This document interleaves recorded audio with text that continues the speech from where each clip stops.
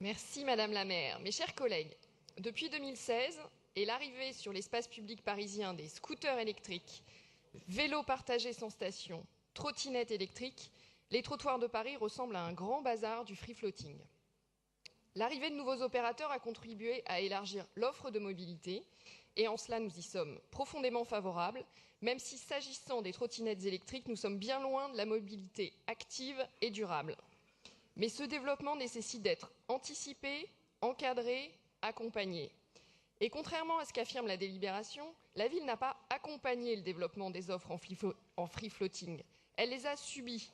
Après avoir fait preuve d'attentisme et de laisser-faire, elle cherche aujourd'hui à rattraper un retard qui a eu des effets importants sur l'encombrement de la chaussée à travers une redevance. Cela faisait longtemps.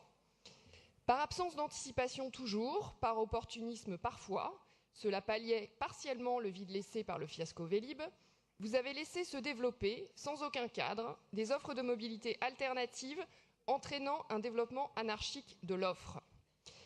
Cette gestion du projet a eu deux caractéristiques. D'une part, le retard à l'allumage. Il aura fallu 2 ans entre l'arrivée du premier opérateur de scooter électrique et la signature d'une charte pour réguler leur utilisation et leur stationnement. Sur les trottinettes électriques, dès juillet dernier, je demandais à ce que la ville encadre leur développement. Vous m'aviez alors répondu en m'expliquant qu'une charte entrerait bientôt en vigueur, cette même charte qui, 9 mois plus tard, n'est toujours pas signée et à laquelle, malgré nos demandes, les élus n'ont pas été associés. Autre caractéristique, on prend les choses dans le mauvais sens. Pourquoi ne pas avoir, à l'instar de Bordeaux, déterminé le cadre avant d'autoriser l'installation de nouveaux opérateurs? C'est également illustré par cette délibération, en invitant les élus qu'à débattre du montant des redevances, sans débattre des conditions d'accès au marché, des acteurs du free-floating qui seront déterminés par arrêté, on confisque le débat sur les conditions nécessaires au développement raisonné des nouvelles mobilités dans l'espace parisien. Donc à défaut d'avoir ce débat, nous voulons porter 3 priorités. S'il vous plaît, mes chers collègues, s'il vous plaît. L'oratrice a du mal à s'entendre elle-même, donc ce serait bien de respecter, s'il vous plaît, ceux qui parlent et éventuellement d'avoir des discussions à l'extérieur. Je vous remercie, vous pouvez reprendre. Merci, Madame la maire. Première priorité, sanctuariser les trottoirs. Dites donc, eh oh, s'il vous plaît. Allez-y, merci.